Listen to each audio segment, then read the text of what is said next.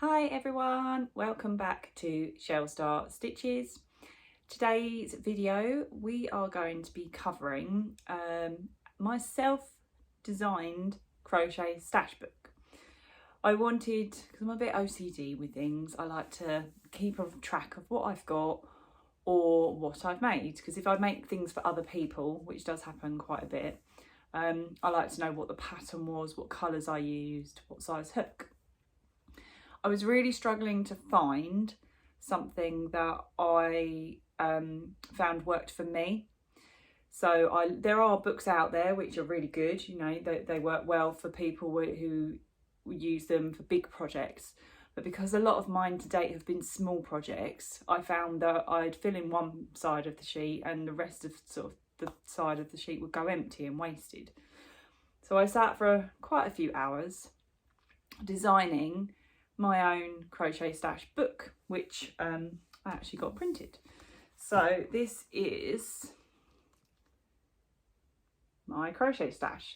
So it was originally intended to log and keep track of all the kits that I've purchased in lockdown, quite a few, to see, so that I could track what I've got and to then start to work through and start to do those kits and patterns and what I purchased. But in the end, so far, it's become a record of my crochet journey since I started crocheting. So obviously, because of phones, etc. now, you can take pictures. So I will show you my completed one, which was actually my prototype book. But these are available. There's a website called Lulu, which I was able to get these printed. But they're printed up, so when somebody orders one, it gets printed and sent out to them directly, rather than me having a stash of them at home. So that I thought I could share them with other people in case they found it useful. I'll show you this blank one, pages inside. So we've just got at the top there the kit name and the brand, in case you want to know, you know, obviously what company it's come from, the hook size and the date made, along with space to put a photo, should you wish to, or even to, I don't know, put a description or draw it if you're really artistic. I think I saw a really lovely sort of book that a lady had drawn all hers in, or put swatches in, and then just a space for the colours used. So if there is yarn that you've used from a particular company and they mass produce it and produce the colours regularly, then you know you can get that again from them. So got a funny, I think it's 100 pages, 100 individual, so 50 pages, 100 individual gaps for you to complete there. And it's just got a little description on the back. I didn't really know what to put on there. It was only really ever intended to be for me, but a couple of people have purchased them off of a couple of crochet groups I'm on Facebook. But this was my prototype, because the photo on the front of this is actually my own granny square that I am still trying to complete, because I started small and I've just gone bigger and bigger and bigger to make it into a blanket. So this is a photo of my own work, but at the time I didn't have a decent enough photo, so I think this was from Google Images just for me to try out. So credit to whoever this belonged to, because it was stunning and I loved it. I just don't know who it belongs to. So this is mine and how I've completed it. So I've got a little, like, I think it's a Canon selfie printer, you know, or you can get the Kodak ones or the zinc printers that you can just print direct from your phone. So that's how I do that.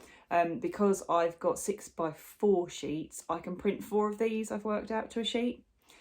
So then I just cut them up and stick them in for my little photos. So this, I'll try and hold this up and show you, flick through. So this, I'll check.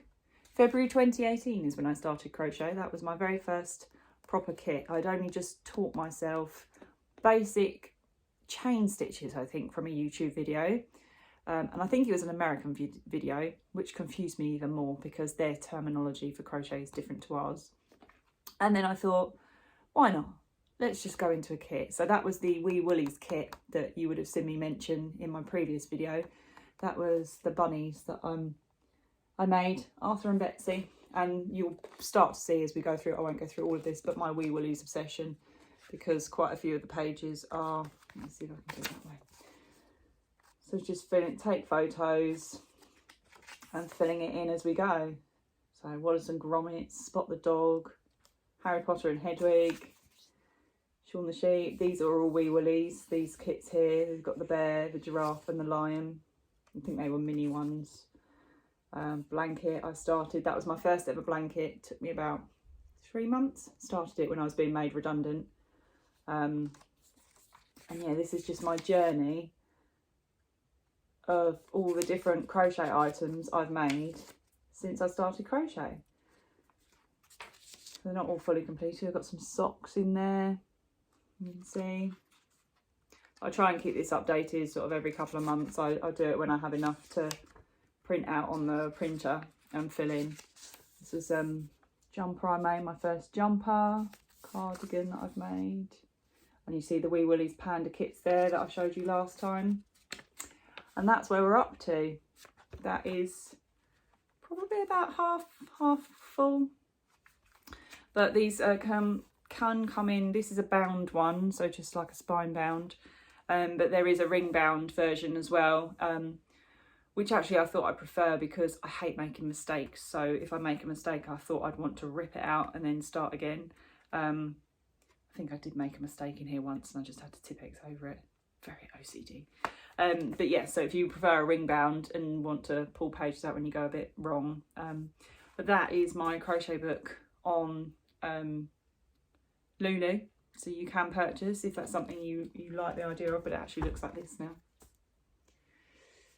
Yeah, as I say, space for 100 items, but you can, as I say, fill this in and not obviously put the photos in and just list all the kits and stash that you've got, because us crocheters like to hoard stash.